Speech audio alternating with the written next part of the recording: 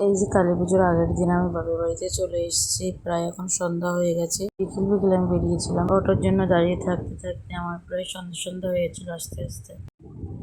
তারপর দেখি পাড়ার সবাই আমাদের বাড়িতে এসেছে যে ঠাকুর বরণ করতে যাবে।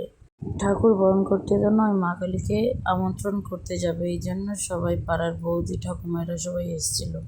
তাই সবার সাথে আমরা দু বোনও এসেছি। এই যে প্রসাদ দিয়ে দিল, প্রদীপ ধূপকাঠি ধরালো।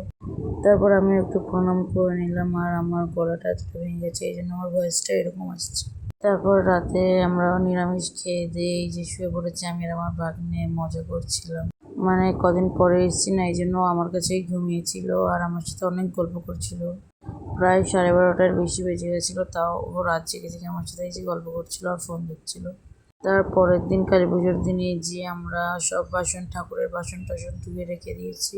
যেহেতু আমার মায়ের পুজো সমস্ত রকম বাসন কড়াই হাঁড়ি সব আছে, তাই সবাই বললো আমাদের বাড়িতেই পুজোর ভোগ রান্না করবে। আমরা সব গুছিয়ে টুছিয়ে রেখেছি, সবাই আসার পরে ভোগ রান্না হবে। আর সন্ধে হয়ে গেছে বলে আমি দুর্ভোগ আসছিলাম, 108টা লাগবে। আর একদিকে এমনি পুজোর জন্য